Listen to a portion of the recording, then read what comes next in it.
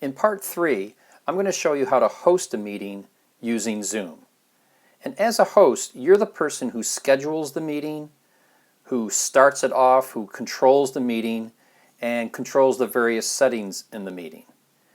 With a standard host license, it allows you to invite up to 100 people. You can invite more people if you choose one of the other plans, but for our purposes, we're going to use the free basic plan. In order to host a meeting, you must open a Zoom account. So let's get started. As you can see, we are on my PC desktop computer, and we have to get to Zoom's website. So I'm going to get on my Google Chrome browser and give that a double click. We're now on the internet. I'm going to go up to the address bar and I'm going to type in zoom.com, hit my enter key, and here we are at the Zoom website. So to sign up for Zoom for free, in the right hand corner right here it says sign up, it's free. So I'm going to give that a click. So it looks like it asked me for my birth date. I am going to make up my birth date for now. You can put in your real birth date if you want, but I'm just going to make something up. And click continue. Here I have to type in the email address that I want associated with my Zoom account. So I'm going to type in my email address that I use for all my demos.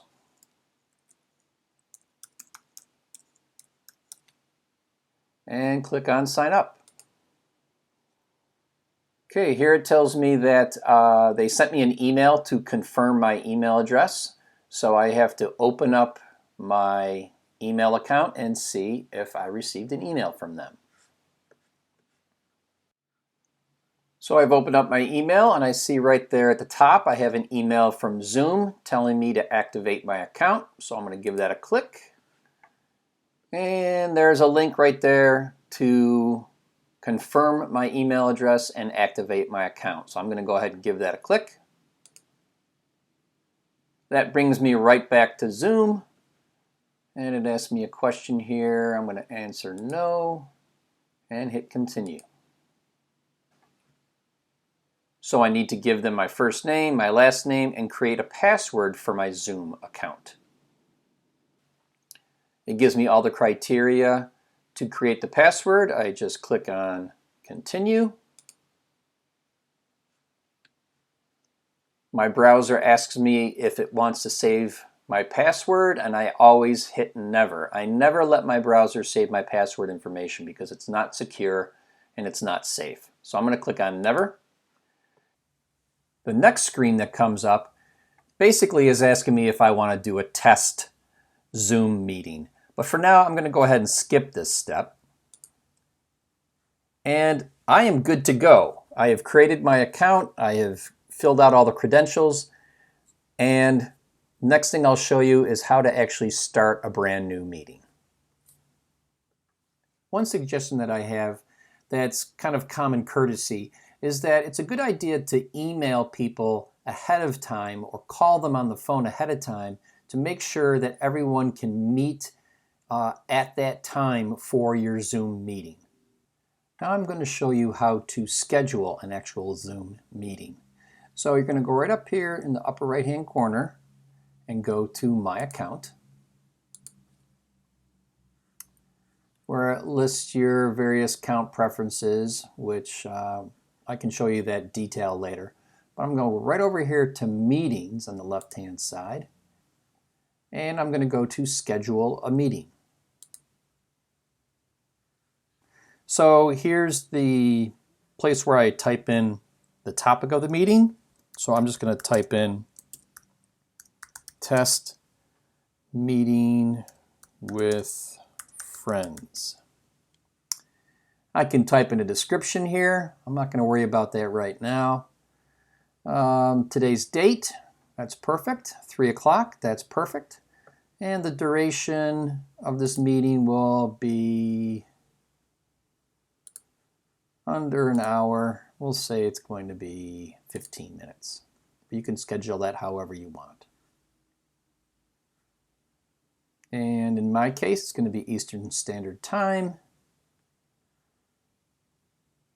And I can create a meeting ID if I wanted to, but I'm just going to kind of leave this here. There is a password that is generated. I can either require it, I can turn that off, or turn it on if I want to require a password. In this particular case, I'm just going to hit no password needed. And I'm going to leave this here, and I'm going to hit save. I can also schedule this meeting on my Google Calendar, my Outlook calendar, or my Yahoo calendar. I personally don't use any of these, so I'm not going to do that. I'm going to go right up here and click on Start This Meeting. It says it wants to open up the Zoom application. I'm going to go ahead and do that. I'm going to go ahead and click on Join with Computer Audio. I can copy a link to this meeting. If I want to do that, I can copy it. And then I can paste that link into an email. What I'm going to do next is go into my email and paste that meeting link into an email to my friends. So I have my email open. I'm going to go up here to Compose. And I'm going to type in the 3 people I want to invite to this Zoom meeting. So it's my friend Glenn. It's my friend Jack. My friend Brian. And as you can see, all of these folks are in my contact list. I'm going to type in the subject, Zoom test meeting. Type in the content. Hi guys, here is a link to the test Zoom meeting.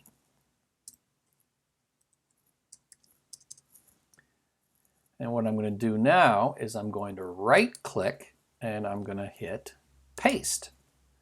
And as you can see, there is a link right there to the meeting. And I'll just say, see you all at 3 p.m. Daniel. And then I'm going to hit send, and that email is off. Just to show you what that email looks like, I'm going to go over to my sent folder, and there it is right there. So when I click on it, that's the email I just sent the guys, and as you can see, there is the link to our Zoom meeting. So the meeting's not scheduled for another half an hour or so. In the meantime, I can go up here to my account. I can click on meetings, and then there's the meeting right there. And I can always start or delete the meeting if I need to. There's a meeting ID number and so on, and it's scheduled for 3 o'clock. Okay, so it's almost 3 o'clock, and since I am the one hosting the meeting, I want to start and make sure that I'm the first one there. So I'm going to click on Start. It's going to ask me to open Zoom. I'm going to click on that. Again, ask me to join with my computer audio. And there we go. So here we are with my main window here. And along the bottom are my different controls. And you can see right here with the little microphone where it says mute that the microphone is working because you can see it moving up and down. And here you see the video icon, and that's crossed out. So that means it's not currently active.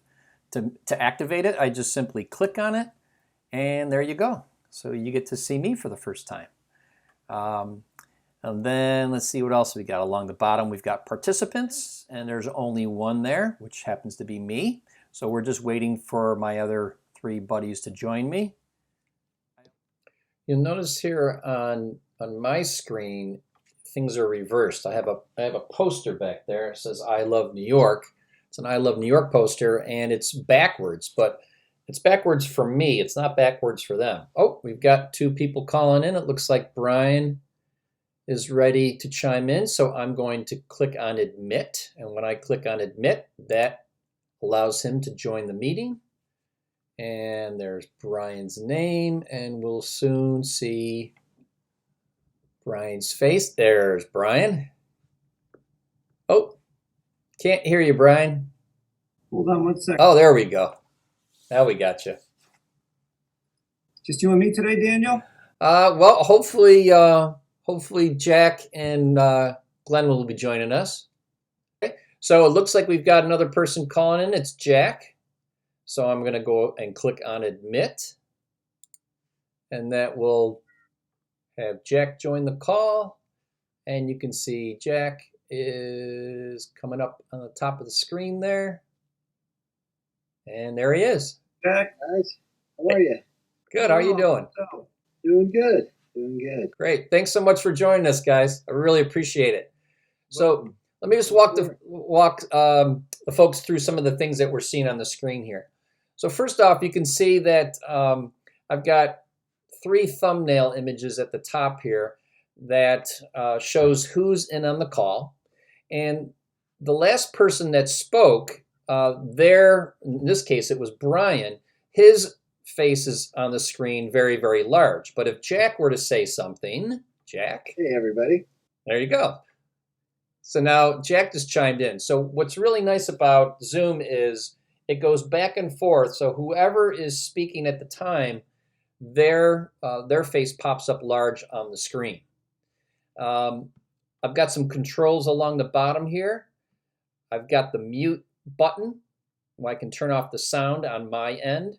I can also turn off the video on my end. If I click that, it puts a red line through it, and you can see those guys can't see my video, but they do see my profile photo.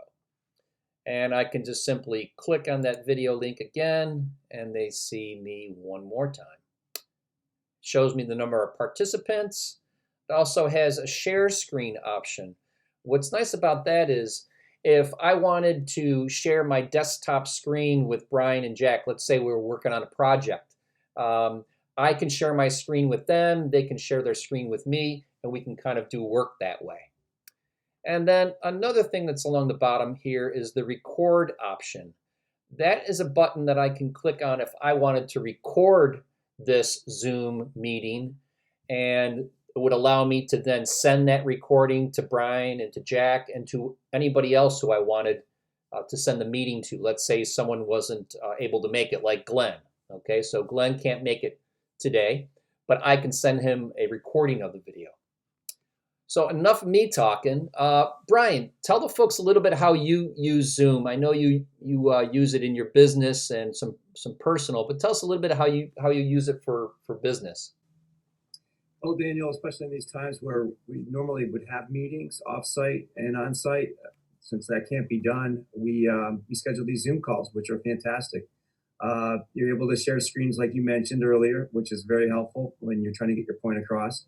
And we can have as many as 30 users, which is very powerful. Wow. Okay, that's great. So you can have a meeting like 2 or 3 people like we're doing here, or you can have 30 people on that call. Or more. Or more. That's great. What about you, Jack? I know you've been using Zoom with some of your family members. You've got some family members kind of live throughout the country. Tell me a little bit how you've been using Zoom and for communicating with them. Yeah, typically we'll use our iPhones and we'll use FaceTime for those of us that have them for 1 or 2 people. But I've got family members that have Android phones and other things. Like my dad just changed over. And so we started doing Zoom just because it doesn't matter what kind of computer you're on or phone you have, as long as you got the Zoom app, everybody connects the same way, and we don't have to worry about somebody not having the right software. So. That's a really good point. The fact that you don't have to do Zoom on a desktop or a laptop per se. For the demonstration today, I'm doing it on my desktop computer, but if you have an iPad or a smartphone or a tablet, you can download the Zoom app as well and use it that way. Well, guys, I thank you so much for helping me today. Any final words you want to say about Zoom and kind of how you use it, or what do you think? Well, the other thing I would add, Daniel, is I've heard of Zoom, but I didn't really use it until this COVID-19 situation happened. Yeah. And now it's being used several times a day, and I can't tell you how valuable it is. That's Keep in touch with friends and family and business colleagues. And an excellent point. Yeah, that's great. Okay, guys. Well, thanks so much. I'm going to ask Brian to leave the meeting first, because I want to show folks what it looks like on the host's side when someone leaves the meeting. So, Brian, thanks so much. I really appreciate it. Take care, guys. Have a good day. Take care. Okay. So we originally had 3 participants. Now we're down to 2, just me and Jack. So, Jack, I'm going to sign off for now. I really appreciate it. Thanks so much. You bet. And I will hopefully see you soon. Absolutely. On another Zoom call. That's right. All right. All right. See you. Okay. So for me to end, I'm going to go down here to the lower right corner and click on End Meeting and hit End Meeting for All. So that wraps it up for this Zoom tutorial. I really appreciate you joining me today. I hope you learned a little something new, and happy Zooming. Before I wrap up today's video, I would like to tell you about the wonderful folks over at Lifespan.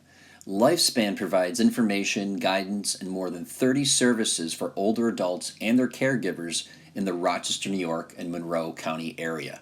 If you are over 60 and have questions, concerns, or need assistance, please call Lifespan at 585-244-8400 or visit their website, lifespan-roch.org. Thanks so much for joining me today. I hope you enjoyed this video. If you need more information on group or private in-home instruction, please visit my website at DanielTeaches.com, or you can call me at 585-902-8450, or email me at daniel@danielteaches.com.